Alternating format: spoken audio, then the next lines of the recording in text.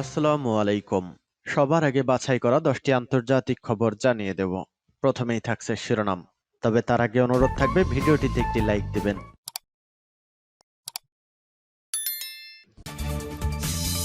পুরোদমে ইসরায়েল ফিলিস্তিন যুদ্ধ চলছে, জানিয়ে দেব আমাদের হাতে থাকা সর্বশেষ গুরুত্বপূর্ণ আপডেট। আন্তর্জাতিক সংবাদ, ইসরায়েল এবার ব্যালিস্টিক ক্ষেপণাস্ত্র হামলা চালিয়েছে ইয়েমেনের হুতিরা। এরপর জানিয়ে দিব নেতানিয়াহু পতনের দ্বারপ্রান্তে রয়েছেন বলছে এরদোগান। আরো জানিয়ে দিব 100 দিন পরও গাজায় কোনো লক্ষ্যই হাসিল করতে পারবে না ইসরায়েল বলছে হিজবুল্লাহ। আরো জানিয়ে দেব মিত্রদের ওপর ভরসা করতে পারছে না ইউক্রেন, নিজেরাই বানাবে অস্ত্র। আরো জানিয়ে দেব ফিলিস্তিনি সমর্থকদের ব্রিটিশ অস্ত্র কারখানা অবরোধ। সর্বশেষ জানিয়ে দেব গাজার দক্ষিণাঞ্চলে হামাসের সঙ্গে ইসরায়েলি বাহিনী তুমুল লড়াই। শুনছিলেন সংবাদ শিরোনাম, এখন বিস্তারিত। তবে তার আগে অনুরোধ থাকবে ভিডিওটিতে একটি লাইক এবং কমেন্টস করে জানিয়ে দিন আজকের এই ভিডিও সম্পর্কে আপনার মূল্যবান মতামত। আর অবশ্যই এই ভিডিওটি আপনার ফেসবুকে শেয়ার দিয়ে ছড়িয়ে দিন আর জানিয়ে দিন আপনি কোন জেলা থেকে বা কোথা থেকে আমাদের সংবাদ শুনছেন এবং দেখছেন। ইসরায়েলে এবার ব্যালিস্টিক ক্ষেপণাস্ত্র হামলা চালিয়েছে ইয়েমেনের হুতিরা। ইসরায়েলের দক্ষিণাঞ্চল ইলাদ শহরের কয়েকটি সামরিক চৌকিতে একের পর এক ব্যালিস্টিক ক্ষেপণাস্ত্র নিক্ষেপ করেছে ইয়েমেনের বিদ্রোহী গোষ্ঠী হুতি। বুধবার হুতির সামরিক মুখপাত্রের এক বিবৃতিতে এই তথ্য জানানো হয়েছে। তবে হামলায় ইসরায়েলে কোনো ক্ষয়ক্ষতি কিংবা হতাহত হয়েছে কিনা তাৎক্ষণিকভাবে তা পরিষ্কার হওয়া যায়নি, সূত্র রয়টার্স। এদিকে যুক্তরাষ্ট্রের একজন কর্মকর্তা বলেছেন বুধবার ইয়েমেনের হুতি নিয়ন্ত্রিত অঞ্চল থেকে ছোড়া একটি ড্রোনে গুলি চালিয়ে ভূপাতিত করেছে যুক্তরাষ্ট্রের আর্লে বার্গ ডেস্ট্রয়ার। তবে এতে কোনো ক্ষয়ক্ষতি কিংবা হতাহত হয়নি। এছাড়া ড্রোনটির লক্ষ্যবস্তু পরিষ্কার নয়। গত 7 অক্টোবর হামাস ইসরায়েলের যুদ্ধ শুরু হওয়ার পর থেকে এখন পর্যন্ত দক্ষিণ লোহিত সাগরে ষষ্ঠবারের মতো ড্রোনে গুলি চালিয়েছে মার্কিন নৌবাহিনী। মধ্যপ্রাচ্যের জলসীমায় ইসরায়েলি কয়েকটি বাণিজ্যিক জাহাজে সাম্প্রতিক একের পর এক হামলার মাঝেই বুধবারের হামলার ঘটনা ঘটেছে। হুতিদের বিবৃতিতে বলা হয়েছে ইসরায়েলি শত্রুদের বিরুদ্ধে তাদের সামরিক অভিযান চলবে।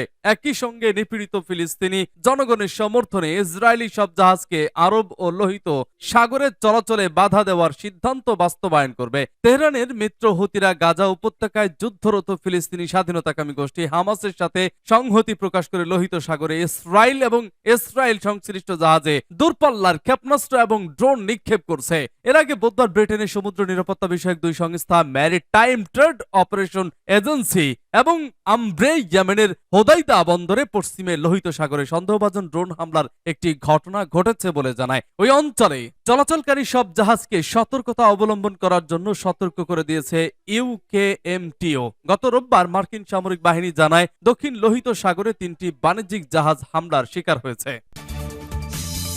নেতানিয়াহু পতনের দ্বারপ্রান্তে রয়েছেন বলছে এরদোগান। ইসরায়েলের প্রধানমন্ত্রী বেঞ্জামিন নেতানিয়াহু পতনের দ্বারপ্রান্তে থেকে ভারসাম্য বজায় রাখার চেষ্টা করছেন। তিনি নিজেই এ বিষয়ে ইঙ্গিত দিতে পারেন তুরস্কের প্রেসিডেন্ট রজব তাইয়িপ এরদোগান বলেছেন ইসরায়েলের প্রধানমন্ত্রী নেতানিয়াহু এই মুহূর্তে পতন বা দেউলিয়া হওয়ার দ্বারপ্রান্তে রয়েছেন এবং তিনি যে কোনো মুহূর্তে এমন ঘোষণা দিতে পারেন। রাষ্ট্র পরিচালিত আনাদোলু এজেন্সি কাতার থেকে ফেরার পর তুরস্কের প্রেসিডেন্টকে উদ্ধৃত করে বলেছে এবং তারপরে পশ্চিমা আছে যারা নেতানিয়াহু এবং তার প্রশাসন উভয়ের অন্যায়ের সাথে জড়িত।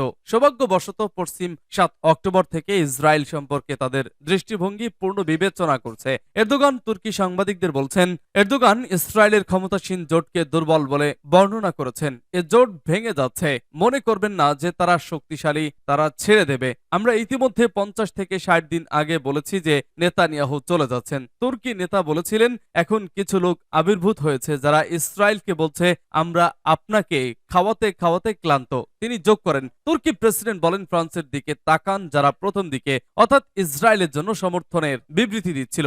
এখন ফ্রান্সের প্রেসিডেন্ট ইমানুয়েল ম্যাক্রো সম্পূর্ণ ভিন্ন বিবৃতি দিচ্ছেন।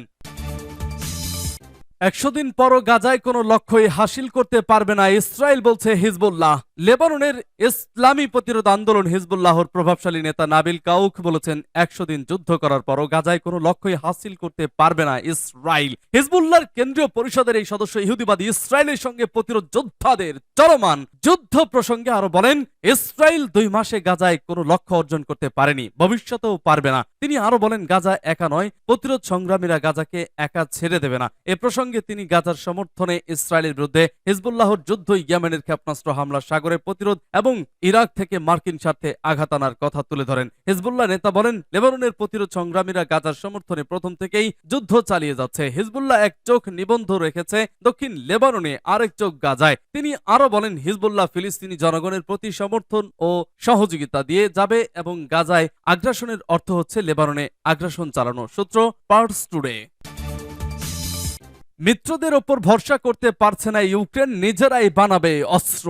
অস্ত্রশস্ত্রের জন্য পশ্চিমা মিত্রদের ওপর আর ভরসা করতে পারছে না ইউক্রেন। এ কারণে নিজেরাই সামরিক সরঞ্জাম তৈরি বাড়ানোর উদ্বেগ নিয়েছে তারা। ইউক্রেনীয় প্রেসিডেন্ট ভলোদিমির জেলেনস্কি নিজেই এ তথ্য জানিয়েছেন। মঙ্গলবার ওয়াশিংটনে ইউক্রেন যুক্তরাষ্ট্র যৌথ প্রতিরক্ষা সম্মেলনে অংশ নিয়েছিলেন জেলেনস্কি। সেখানে তিনি বলেন, ইউক্রেন শুধু অংশীদারদের ওপর নির্ভর করতে চায় না, ইউক্রেন নিজেদের নিরাপত্তা নিশ্চিত করতে পারলে প্রতিবেশীদেরও নিরাপত্তা দিতে পারবে। ইউক্রেনীয় প্রেসিডেন্টের কার্যালয়ের ওয়েবসাইটে জেলেনস্কির বক্তব্যটি প্রকাশ করা হয়েছে। এতে বলা হয়েছে, ইউক্রেনের এ পরিকল্পনা পুরোপুরি বাস্তবসম্মত।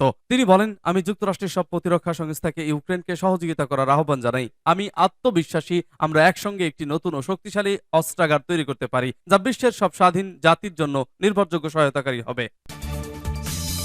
ফিলিস্তিনি সমর্থকদের ব্রিটিশ অস্ত্র কারখানা অবরোধ। ব্রিটিশ অস্ত্র কারখানায় ঘিরে বিক্ষোভ করেছে ফিলিস্তিনি সমর্থকরা। ওয়ার্কার্স ফর এ ফ্রি ফিলিস্তিন ব্যানারে 4 ব্রিটিশ অস্ত্র কারখানায় ঘিরে এ বিক্ষোভ করেন আন্দোলনকারীরা। বৃহস্পতিবার আল জাজিরার এক প্রতিবেদনে এ তথ্য জানানো হয়েছে। প্রতিবেদনে বলা হয়েছে, স্বাস্থ্যকর্মী এবং শিক্ষক সহ অন্যরা মিলে ফিলিস্তিনি ইসরায়েলি হামলার প্রতিবাদের বিক্ষোভ করেছেন। এ সময় তারা 4টি অস্ত্র কারখানা ঘিরে ফেলেন। আন্দোলনকারীরা জানিয়েছে, তারা বর্নিমাউথ, লেঙ্কাশির, ব্রাইটন এবং গ্লাসগো অস্ত্র কারখানা অবরোধ করেন। এসব কারখানায় F-35 যুদ্ধ বিমান তৈরি করা হয়, যেগুলো গাজায় অভিযানের জন্য ইসরায়েলি সেনারা ব্যবহার করে আসছে।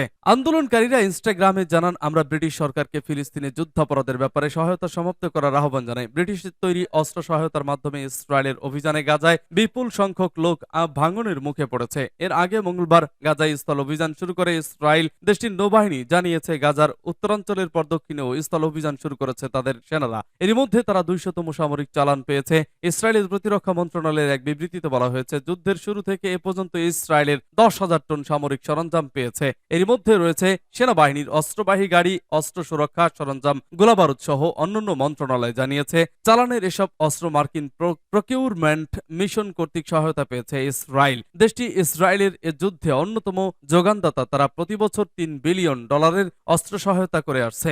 ইসরায়েল গাজায় স্থল অভিযান শুরুর আগে সেখানে বিমান হামলা চালিয়ে আসছে। দেশটির এ বিমান হামলায় অস্ত্র সহায়তা দিয়ে আসছে ব্রিটিশ প্রতিষ্ঠান। তাদের সহায়তার F-35 যুদ্ধ বিমান গাজায় ব্যাপক ধ্বংসযজ্ঞ চালিয়েছে।